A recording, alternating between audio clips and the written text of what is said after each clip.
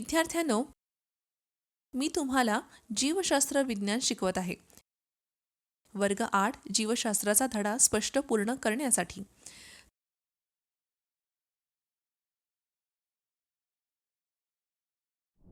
तुमच्यापैकी बहुतेकांना सकाळी दूध लवकर येत असेल. सकाळी दुधाबाबतचा माझा अनुभव मी तुम्हाला सांगते. आज मी सकाळी दूध उकळले पण ते खराब झाले आहे आणि ते दही झाले, गुठळ्या म्हणून वेगळे झाले आहे.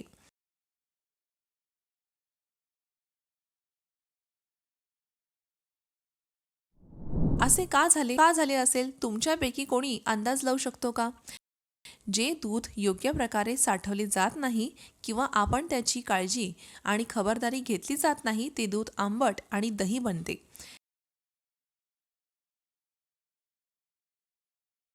हे खरं तर प्रामुख्याने दुधात सूक्ष्मजीवांच्या वाढीमुळे होते.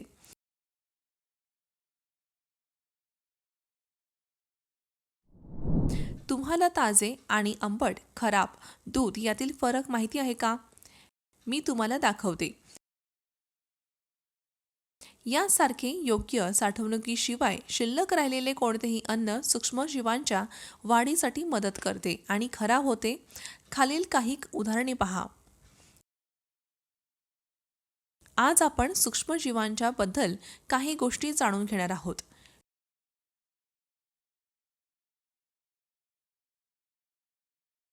विषयाचे उद्दिष्ट. विषय पूर्ण झाल्यानंतरच तुम्हाला पुढील गोष्टी कळतील. सूक्ष्मजीवांचा शोध, सूक्ष्मजीवांचे प्रकार, विषाणू, जीवाणू, प्रोटोझोआ, शैवाल, शेवाळ आणि बुरशी. प्रत्येक प्रकारच्या सूक्ष्मजीवांची वैशिष्ट्ये आणि रचना पाहू. मुख्य गोष्ट, मुख्य शब्द. सूक्ष्मजीव, सूक्ष्मजीवशास्त्र, जीवाणू, बुरशी, प्रोटोझोआ, शैवाल, विषाणू. आपण आपल्या भोवतालच्या सजीवांचे निरीक्षण करतो. ते वनस्पती आणि प्राणी आहेत. तुम्हाला असे वाटते की सर्व जिवंत प्राणी दृश्यमान जीव घेणारे आहेत का? असे नाही. असे खूप लहान आणि सूक्ष्म जीव आहेत जे सामान्य डोळ्याने दिसू शकत नाही. ते सूक्ष्मदर्शक आहेत आणि केवळ सूक्ष्मदर्शकाखाली दृश्यमान आहेत. त्यांना सूक्ष्मजीव किंवा सूक्ष्मजीव असे म्हणतात. सूक्ष्मजीवांच्या अभ्यासाला मायक्रोबायोलॉजी म्हणतात.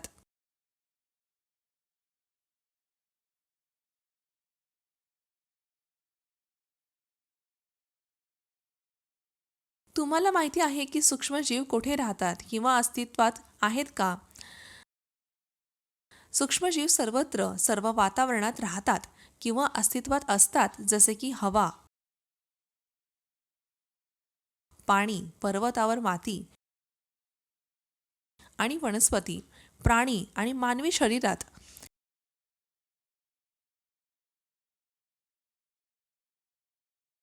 ते प्रतिकूल परिस्थितीत निष्क्रिय राहतात आणि अनुकूल परिस्थितीत सक्रिय होतात.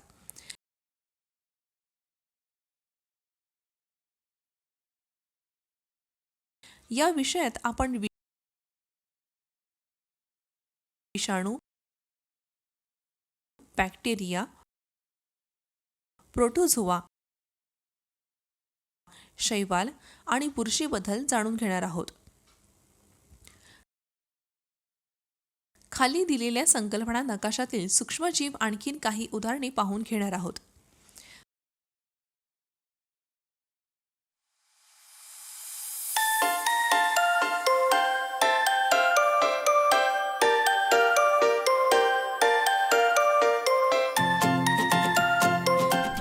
सूक्ष्मजीवांचा शोध.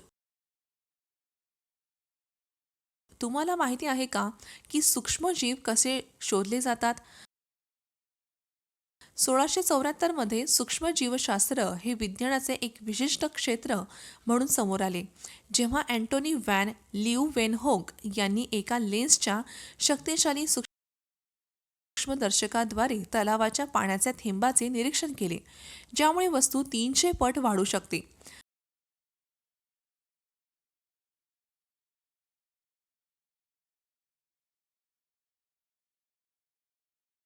1678 मध्ये त्यांनी लहान हलणारे जीव शोधून काढले आणि त्यांना प्राणी म्हटले.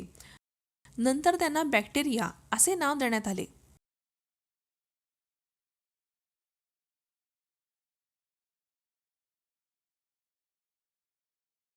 सूक्ष्मजीवशास्त्राच्या सर्व सूक्ष्मजीवशास्त्र क्षेत्रातील महत्त्वाच्या व्यक्तींबद्दल जाणून घेऊया.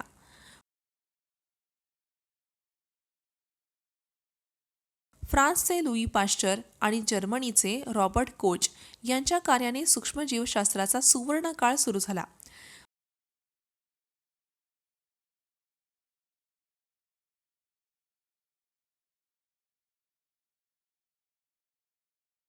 मायक्रोबायोलॉजीच्या क्षेत्रात फ्रान्सच्या लुई पाश्चरच्या योगदानामुळे मानवी आजार आणि प्राण्यांच्या आजारांबद्दल अधिक माहिती समोर आली.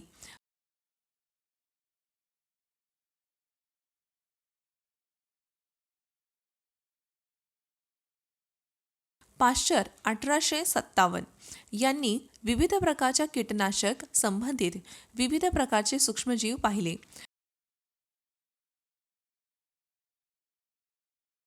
दुधाचे पाश्चरायझेशन ही त्यांची कामगिरी.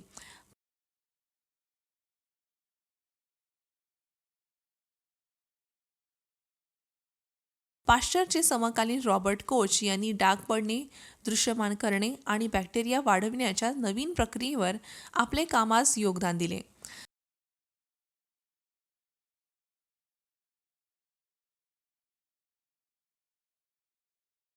सूक्ष्मजीवांचा 5 वर्गात अभ्यास करता येतो. ते आहेत विषाणू, जीवाणू, बुरशी, एकपेशीय वनस्पती आणि प्रोटोझोआ.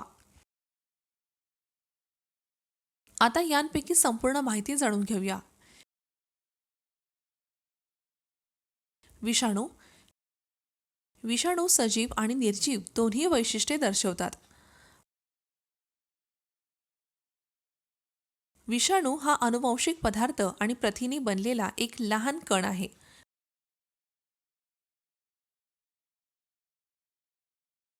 व्हायरस या शब्दाचा अर्थ लॅटिनमध्ये विष असा होतो.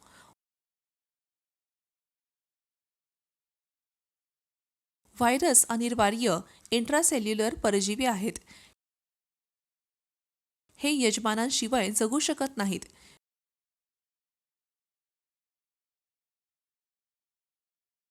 विषाणूच्या अभ्यासाला विषाणूशास्त्र असे म्हणतात. व्हायरस बॅक्टेरियापेक्षा 10,000 पट लहान असतात. जिवंत पात्रे. ते उष्णता, रसायने आणि विकिरणांना प्रतिसाद देतात.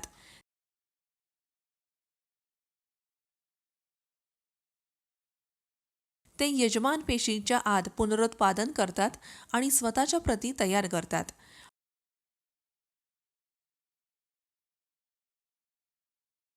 निर्जीव वर्ण.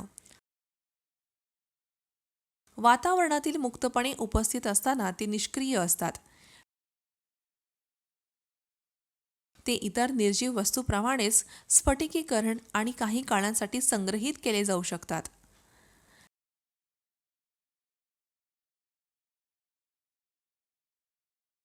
बॅक्टेरिया.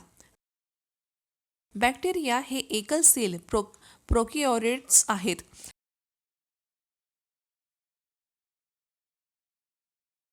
बॅक्टेरिया हे पृथ्वीवरील पहिले जिवंत प्राणी मानले जातात. बॅक्टेरिया मोनेरा राजाच्या अंतर्गत गटबद्ध आहेत. बॅक्टेरियाच्या अभ्यासाला बॅक्टेरियोलॉजी म्हणतात.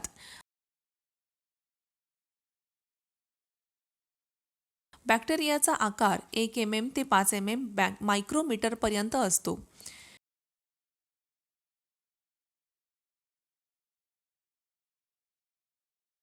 जीवाणूंचे वर्गीकरण त्यांच्या पेशीच्या आकारमानानुसार केले जाते. बॅसिली रॉड आकाराचे जीवाणू, उदाहरणार्थ बॅसिलस अँथ्रेसिस.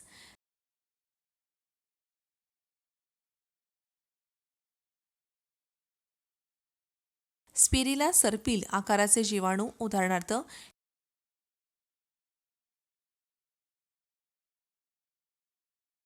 हेलिकॉबॅटर पायलोरी.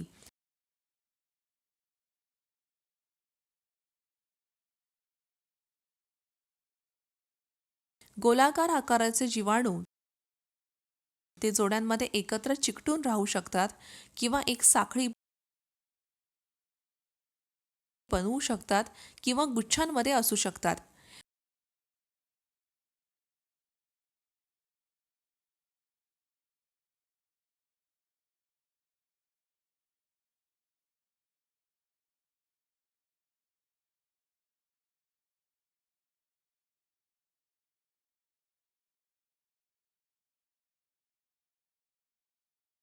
विब्रिओ कॉमा आकाराचे बॅक्टेरिया, उदाहरण विब्रिओ कॉलरा.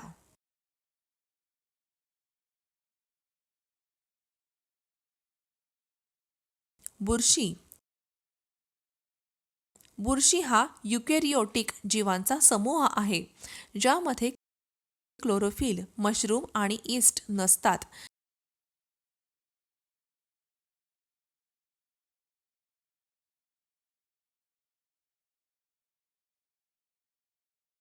ते गडद वातावरणात वाढतात. ते एकतर एककोशकीय, उदाहरण यीस्ट, किंवा बहुपेशीय, उदाहरण पेनिसिलियम असू शकतात.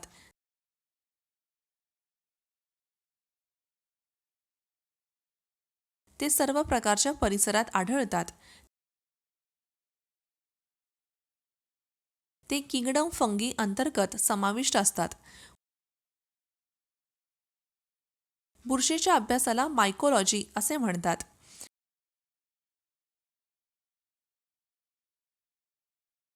काही बुरशी मॅक्रोस्कॉपिक असतात, उदाहरण मशरूम.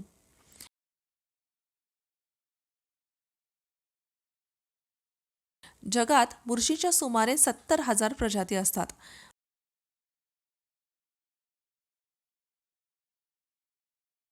बहुतेक बुरशी बहुपेशीय असतात आणि सेल भिंत चिटिनपासून बनलेली राहतात.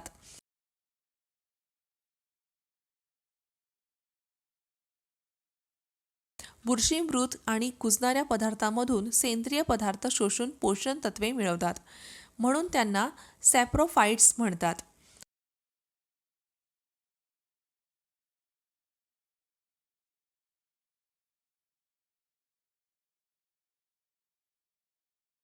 बुरशी नावाच्या वैशिष्ट्यपूर्ण फिलामेंट्स ट्यूब तयार करतात जे पोषक द्रव्ये शोषण्यास मदत करतात. हायफेच्या संग्रहास मायसेलियम म्हणतात.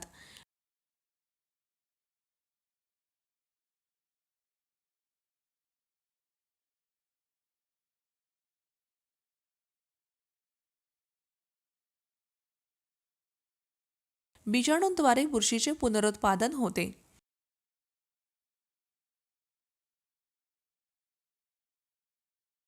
शैवाल.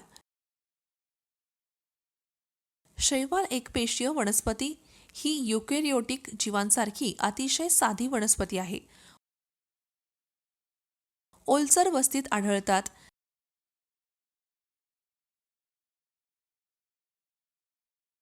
ते क्लोरोफिलने समृद्ध आहेत आणि तलाव आणि तलावांच्या पृष्ठभागावर पातळ फिल्म म्हणून पाहिले जाऊ शकतात.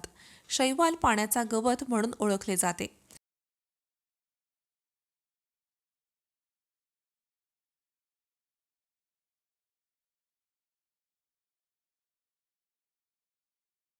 ते ॲट्रोट्रॉफिक आहेत आणि ते क्लोरोप्लास्टच्या मदतीने स्वतःचे अन्न तयार करतात.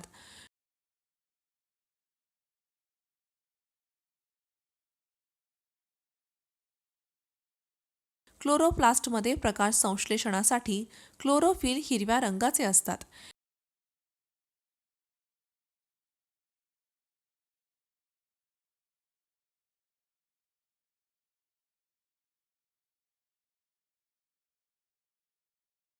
शैवालांच्या अभ्यासाला ॲल्गोलॉजी, फिकॉलॉजी असे म्हणतात.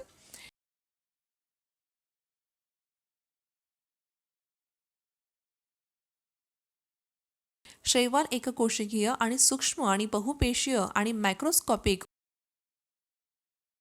उदाहरण सर्गॅझम असू शकतात.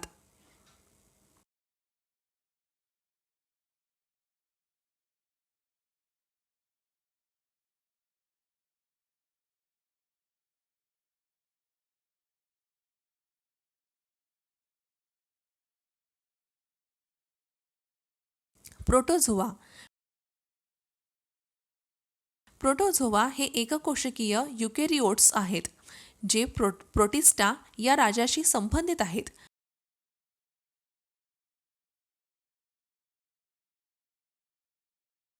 प्रोटोझोआ ओलसर अधिवासात असतात.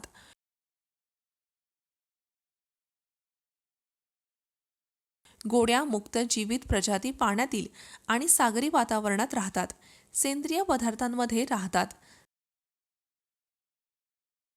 स्थलीय प्रजाती नष्ट होत असलेल्या पदार्थांमध्येच राहतात.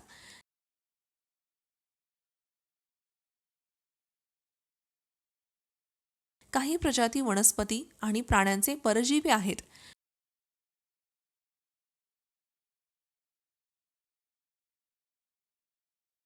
त्यांच्यात पेशीचा पडदा असतो. अनेक प्रोटोझोआ प्रजाती फ्लॅंगेला, सिलिया आणि स्प्योडोपिडिया या 3 प्रकारच्या लोकोमोटर ऑर्गेनेल्सपैकी एकाद्वारे स्वतंत्रपणे फिरतात.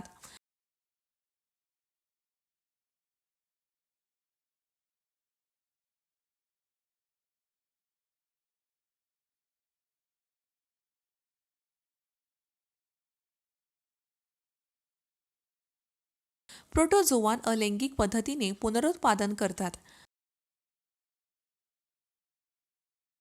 अनेक प्रजातींमध्ये लैंगिक पुनरुत्पादन आढळलेले आहेत. उदाहरणे युग्लेना, पॅरामेशियम, अमीबा. धड्याचा सारांश जाणून घेऊया. जे जीव केवळ सूक्ष्मदर्शकाच्या सहाय्याने पाहता येतात त्यांना सूक्ष्मजीव असे म्हणतात.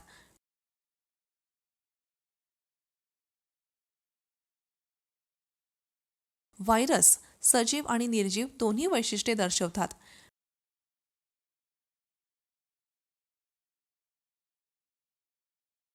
बॅक्टेरिया हा प्रोकॅरियोटिक एकल पेशी असलेला जीव आहे. बुरशी एक युकॅरियोटिक प्रकाश संश्लेषण नसलेला बीजाणू तयार करणारा जीव आहे.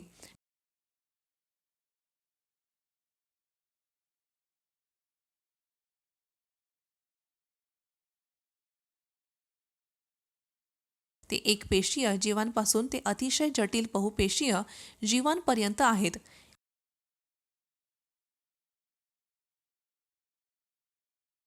एकपेशीय किंवा बहुपेशीय युकॅरियोटिक प्रकाश संश्लेषक जीव आहे.